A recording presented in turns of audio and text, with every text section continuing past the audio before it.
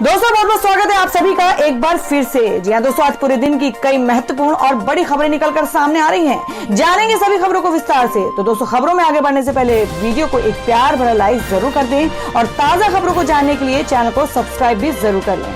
तो देखते हैं पहली बड़ी खबर क्या निकल कर आ रही है।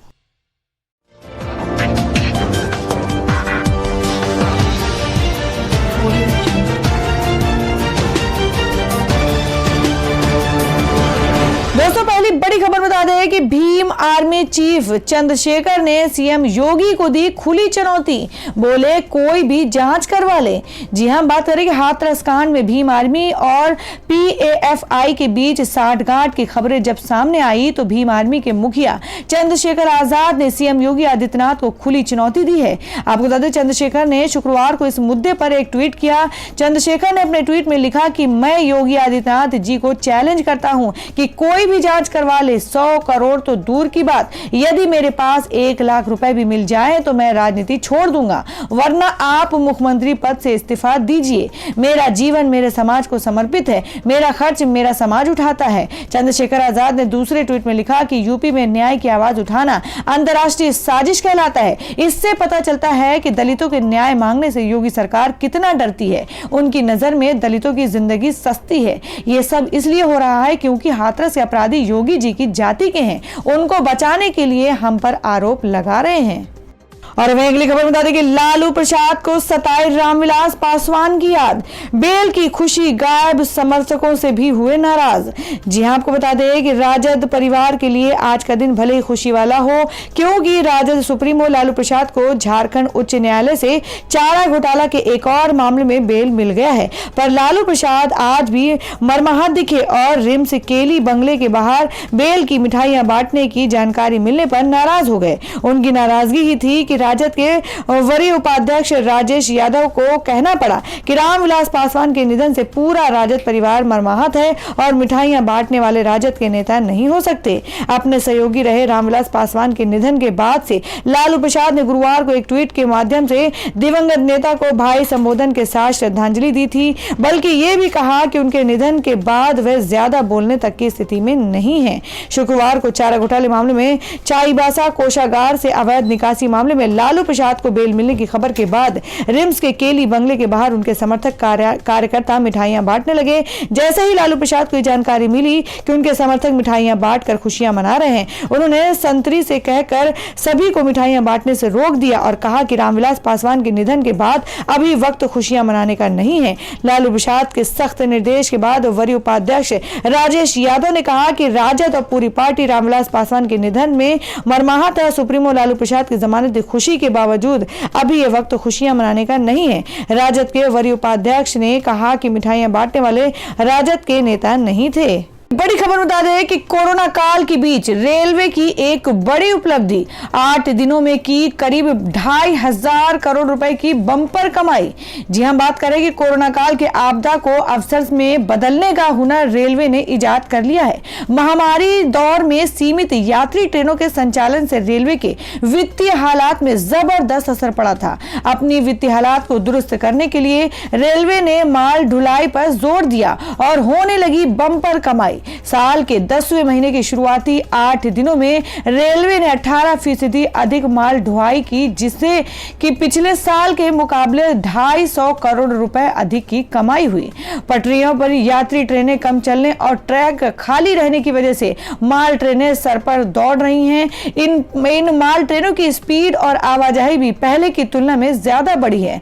भारतीय रेलवे द्वारा जारी आंकड़ों के आधार पर रेलवे ने 1 से 8 अक्टूबर तक 24,077.7 करोड़ रुपए की माल ढुलाई की है, जबकि साल 2019 के इसी समय अवधि में माल ढुलाई से रेलवे ने 2,226.36 करोड़ रुपए का राजस्व कमाया था। पिछले साल के मुकाबले रेलवे ने करीब 10% अधिक कमाई की है। और वहीं बता दें कि पूरी दुनिया में बजेगा आयुर्वेद का डंका। फिक्की ने टास्क फोर्स बनाकर शुरू की खास तैयारी। जी हां, बात करें कि कोरोना वायरस से बचने के लिए पूरी दुनिया में तमाम चिकित्सकीय विकल्पों और पद्धति को अपनाया जा रहा है। भारत में भी आयुर्वेद के इस्तेमाल का इतिहास हजारों साल पुराना है। कोरोना काल में इसके इस्तेमाल की प्रासंगिकता और भी बढ़ गई है, क्योंकि कोरोना वायरस उसी शहर में सबसे पहले प्रवेश करता है जिसमें इम्यूनिटी कमजोर होती है। आज समूचा विश्व आयुर्वेद का लोहा मानने को विवश हो रही है। आयुर्वेद का देश दुनिया के बाजारों तक पहुंच बनाने की जरूरत है। अधिकांश लोग आज प्राकृतिक तौर पर इलाज कराना पसंद करते हैं, ताकि कम से कम साइड इफेक्ट हो, और इन्हीं तत्वों को ध्यान में रखते हुए उद्योग समूह फिक्की ने आयुर्वेद टूरिज्म पर एक टास्क फोर्स बनाया है। आपको बता दें कि आयुर्वेद अस्पताल के प्रबंधक निदेशक संजीव कुरूप की अध्यक्षता में इस टास्क फोर्स का गठन किया गया है। टास्क फोर्स बनाने के पीछे मकसद है कि आयुर्वेद क्षेत्र में जुड़े सभी हितधारकों को एक मंच पर लाया जाए, ताकि आयुर्वेद टूरिज्म को देश दुनिया में प्रचार प्रसार किया जा सके। यह टास्क फोर्स सरकार और प्रमुख हितधारकों के साथ बैठकर आयुर्वेद टूरिज्म की राह में आए अड़चनों को दूर करने का रोड मैप भी तैयार करेगा। और हमें अगली खबर बता दें कि दशहरा और दिवाली से पहले प्याज को लेकर सरकार का बड़ा फैसला। एक्सपोर्ट प्रतिबंधों में दी ढील। जी हां, बात करें कि प्याज निर्यात पर प्रतिबंध लगाने के करीब 1 महीने बाद केंद्र सरकार ने इसमें ढील दी है। वाणिज्य मंत्रालय ने शुक्रवार को कहा कि प्याज के निर्यात में आंशिक ढील दी जा रही है, ताकि बेंगलुरु और कृष्णपुरम में उगाए जाने वाले प्याज को 10,000 मीट्रिक टन तक का निर्यात किया जा सके। इसे तत्काल रूप से लागू भी कर दिया गया है। हालांकि केंद्र सरकार ने नासिक से प्याज निर्यात की मंजूरी नहीं दी है। प्राप्त जानकारी के अनुसार 31 मार्च 2021 तक प्याज का निर्यात केवल चेन्नई पोर्ट से किया जाएगा। इसके लिए निर्यातकों को कर्नाटक और आंध्र प्रदेश में हॉर्टिकल्चर विभाग से प्याज निर्यात करने के लिए सर्टिफिकेट प्राप्त करना होगा, और इस सर्टिफिकेट में प्याज की मात्रा के बारे में भी जानकारी होगी। इसके लिए निर्यातकों को लोकल डीजीएफटी कार्यालय में भी रजिस्ट्रेशन करना होगा, जहां से निर्यात को मॉनिटर किया जाएगा। और हमें बता दें कि स्कूल यूनिफॉर्म बिजनेस हुआ ठप। हुआ इतने 1000 करोड़ रुपए का नुकसान। जी हां, बात करें कि नर्सरी क्लास से लेकर 12वीं क्लास तक में पढ़ने वाले बच्चों की यूनिफॉर्म बाजार में तैयार मिल जाती है। बच्चा किसी भी उम्र और स्कूल का हो, तैयार यूनिफॉर्म बाजार में मौजूद है। जानकारों की माने तो देश भर में अकेले स्कूली यूनिफॉर्म का कारोबार 6000 करोड़ रुपए का है। लेकिन कोरोना की मार यह कारोबार भी अछूता नहीं है। जब स्कूल बंद है और बच्चे जा नहीं रहे हैं, तो फिर कैसे यूनिफॉर्म? गर्मियों के हिसाब से बिकने वाली यूनिफॉर्म को तैयार करने का मौका तक नहीं मिला। सर्दियों में कोट और वूलन पैंट सेल करने का मौका मिलेगा, इसके भी आसार कम ही नजर आ रहे हैं। आपको बता दें कि सीबीएसई के स्कूलों में ही पढ़ते हैं करीब 2 करोड़ बच्चे। बच्चों के लिए किताब छापने वाली एनसीईआरटी और सीबीएसई की माने तो बोर्ड से मान्यता प्राप्त स्कूल कॉलेजों में 2 करोड़ से ज्यादा बच्चे पढ़ते हैं। एक आंकड़े के मुताबिक 1.5 करोड़ बच्चे क्लास 1 से 8 तक में पढ़ते हैं, और वहीं क्लास 9 से 11 में 30 लाख, हाई स्कूल में 17 लाख और इंटर में 12 लाख बच्चे पढ़ते हैं। नर्सरी और केजी क्लास में पढ़ने वाले बच्चों की संख्या अभी अलग है। अभी इसमें दूसरे बोर्ड में पढ़ने वाले उन बच्चों की संख्या भी नहीं जोड़ी गई है जो बाजार से तैयार यूनिफॉर्म खरीदते हैं। और हमें अगली खबर में बता दें, जो कि आम आदमी के लिए बड़ी खबर है। आपको बता दें कि अब बन रहा है ग्रीन राशन कार्ड। जानिए इसके बारे में सब कुछ। जी हम बात कर रहे हैं कि मोदी सरकार के निर्देश पर देश की कई राज्य सरकारों ने गरीब लोगों के लिए ग्रीन राशन कार्ड योजना लेकर आई है। इस योजना के जरिए गरीब लोगों को 1 रुपए प्रति किलो अनाज उपलब्ध कराया जाएगा। केंद्र सरकार के निर्देश पर राज्य सरकारें राष्ट्रीय खाद्य सुरक्षा अधिनियम के तहत अब तक लाभ से वंचित गरीबों के हरा कार्ड के जरिए लाभ पहुंचाएंगी। हरियाणा, झारखंड सहित कई राज्य सरकारों ने इस दिशा में तेजी से काम करना शुरू कर दिया है, और इस साल के आखिर में या 2021 के शुरुआत में कई राज्य सरकारें ये योजना लागू करने जा रही हैं। झारखंड सरकार इस योजना को आगामी 15 नवंबर से लागू करने जा रही है, और इस योजना का लाभ राष्ट्रीय खाद्य सुरक्षा अधिनियम के तहत राशन कार्ड से अब तक वंचित गरीब परिवारों को ही मिलेगा। ग्रीन राशन कार्ड धारकों को इसके लिए नए सिरे से आवेदन करना होगा। और वहीं अगली खबर बता दें कि रविवार को प्रधानमंत्री नरेंद्र मोदी गांव के लिए लॉन्च करेंगे स्वामित्व योजना। 1.32 लाख लोगों को होगा इससे फायदा। जी आपको बता दें कि प्रधानमंत्री नरेंद्र मोदी रविवार को स्वामित्व योजना को लॉन्च करेंगे। इस योजना के तहत प्रॉपर्टी कार्ड्स को भौतिक रूप से बांटा जाएगा। पीएम मोदी इस स्कीम को वीडियो कॉन्फ्रेंसिंग के जरिए लॉन्च करेंगे। प्रधानमंत्री कार्यालय पीएमओ ने शुक्रवार को इसे ग्रामीण भारत के लिए इसे ऐतिहासिक कदम बताया है और इस योजना के लॉन्च होने के बाद ग्रामीण क्षेत्र के लोग किसी भी तरह के लोन या वित्तीय लाभ लेने के लिए फाइनेंशियल एसेट के तौर पर अपनी प्रॉपर्टी का इस्तेमाल कर सकेंगे। पीएमओ द्वारा दी गई जानकारी के मुताबिक योजना के तहत 1.32 लाख लोगों को अपनी जमीन के कागज एक एसएमएस लिंक के जरिए डाउनलोड कर सकेंगे। पहले चरण में योजना का लाभ 6 राज्यों के 763 गांवों को मिलेगा। इसमें 346 गांव उत्तर प्रदेश, 221 हरियाणा और 100 महाराष्ट्र, 44 मध्य प्रदेश, 50 उत्तराखंड और 2 कर्नाटक से हैं। महाराष्ट्र के अलावा अन्य राज्यों को एक दिन के भीतर उनके जमीन के कागजात डाउनलोड करने के लिए एसएमएस लिंक एक दिन के भीतर भेज दिया जाएगा। महाराष्ट्र में प्रॉपर्टी कार्ड पर शुल्क रखा गया है, इसलिए वहां इसमें 1 महीने तक का समय लग सकता है।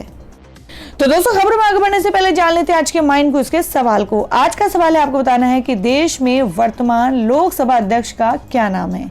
इसका जवाब आपको वीडियो के नीचे कमेंट बॉक्स में देना है और सही जवाब देने वाले को रैंडमली सिलेक्ट किया जाएगा और वो जीत सकते हैं एक बम्पर पुरस्कार। तो बढ़ते हैं अगली खबर की ओर। और हमें अगली खबर बता दें कि 15 अक्टूबर से दिल्ली एनसीआर में नहीं चला सकेंगे डीजल जनरेटर, बिना परमिशन नहीं होगा कंस्ट्रक्शन।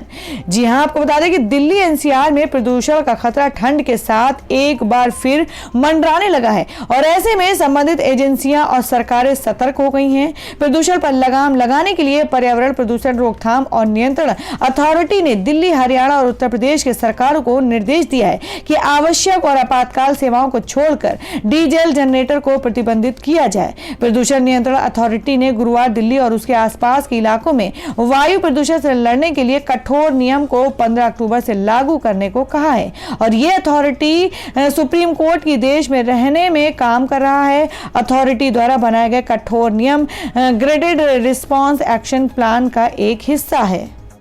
और अब बता दें कि संसद पहुंचेगा टीआरपी का मुद्दा, शशि थरूर की अध्यक्षता वाली कमेटी हुई गंभीर।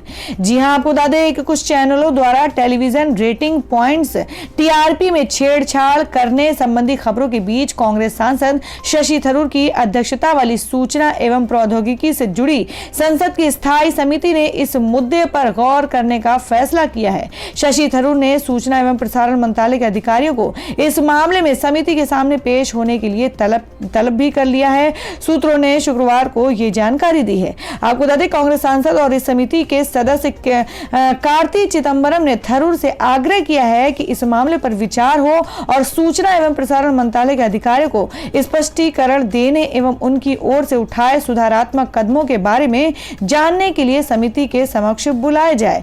सूत्रों ने बताया कि टीआरपी में छेड़छाड़ संबंधी खबरों को लेकर समिति गंभीर है और वह इस पर विस्तार से चर्चा करेगी। कार्ति चिदंबरम ने थरूर को लिखे पत्र में कहा कि इसी व्यवस्था के आधार पर सरकार के विज्ञापनों का खर्च निर्धारित होता है और ऐसे में गलत आंकड़ों के आधार पर जनता का पैसा खर्च नहीं होना चाहिए। तो दोस्तों, खबरों में आगे बढ़ने से पहले एक बार फिर से आपको याद दिला दें कि अगर आपने अभी तक हमारे वीडियो को लाइक नहीं किया तो जल्दी से वीडियो को लाइक कर दें, क्योंकि आपका एक लाइक हमारे लिए बहुत ही महत्वपूर्ण है। और अगर आप हमारे चैनल पर नए हैं तो चैनल को जरूर सब्सक्राइब कर लें और बेल के बटन को भी जरूर हिट कर दें और हमारी पूरी न्यूज को जानने के लिए वीडियो को लास्ट तक जरूर देखें। बढ़ते हैं अगली खबर की ओर। और दोस्तों, यहाँ अगली खबर में आपको बता दें कि कंगना रनौत पर लगा किसानों के अपमान का आरोप, कोर्ट ने दिया एफआईआर दर्ज करने का आदेश। जी हां, हम बात कर रहे हैं कि बॉलीवुड एक्ट्रेस कंगना रनौत आए दिन किसी न किसी वजह से चर्चा में बनी रहती हैं। कंगना सोशल मीडिया के जरिए इंडस्ट्री से लेकर देश तक हर मुद्दे पर अपनी बेबाक राय रखती दिखाई दे जाती हैं और वहीं ऐसे ही एक मुद्दे पर राय देना कंगना को भारी पड़ सकता है। हाल ही में खबर आ रही है कि कंगना द्वारा किए गए एक ट्वीट लेकर आपत्ति जताई जा रही है। कंगना का यह ट्वीट किसानों द्वारा किए गए विरोध प्रदर्शन को लेकर था, जिसकी वजह से कंगना पर किसानों के अपमान का आरोप लग रहा है। सिर्फ यही नहीं, कर्नाटक के एक कोर्ट ने कंगना पर FIR दर्ज करने का आदेश दे दी है। और इस मामले को लेकर मीडिया रिपोर्ट्स की माने तो कर्नाटक में तुमकुर के एक कोर्ट ने शुक्रवार को फिल्म कंगना के खिलाफ FIR दर्ज करने के निर्देश दिए। इसे लेकर ANI ने जानकारी देते हुए बताया कि कर्नाटक के एक कोर्ट ने कंगना के खिलाफ FIR दर्ज करने के आदेश दिए हैं, जिसकी वजह उनका एक ट्वीट है जो कि अब डिलीट किया जा चुका है। और इस ट्वीट में कृषि बिल को लेकर किसानों के विरोध प्रदर्शन पर टिप्पणी की गई थी। इस ट्वीट के कारण कंगना पर किसानों के अपमान का आरोप लग रहा है। और वह जान लेते हैं क्या है देश भर में सोने और चांदी का भाव। आपको बता दें कि 6,000 रुपए तक सस्ता हो चुका है सोना। जानिए कब खरीदने पर होगा ज्यादा फायदा। जी आपको बता दें कि वैश्विक बाजार के आधार पर आज घरेलू बाजार में सोने चांदी की कीमतों में शुक्रवार को तेजी देखने को मिली। मल्टी कमोडिटी एक्सचेंज पर सोने का दिसंबर वायदा भाव 0.8% बढ़कर 50,584 रुपए प्रति 10 ग्राम पर पहुंच गया है, जबकि चांदी वायदा भाव भी 1.8% चढ़कर 61,605 रुपए प्रति किलोग्राम पर पहुंच गया है। इसके पहले सत्र में सोने में 142 रुपए व चांदी में 0.17% की मामूली बढ़त देखने को मिली है। तो दोस्तों ये थी अब तक की सभी बड़ी खबरों की अपडेट्स। टुडे ब्रेकिंग न्यूज और लेटेस्ट खबरों को देखने के लिए हमारे चैनल को सब्सक्राइब जरूर कर लें, वीडियो को लाइक और शेयर भी जरूर कर दें अपने दोस्तों और रिलेटिव्स के साथ। तो दोस्तों फिर मिलेंगे काम की खबरों और सरकारी योजनाओं की एक और नई वीडियो के साथ। तब तक के लिए धन्यवाद दोस्तों।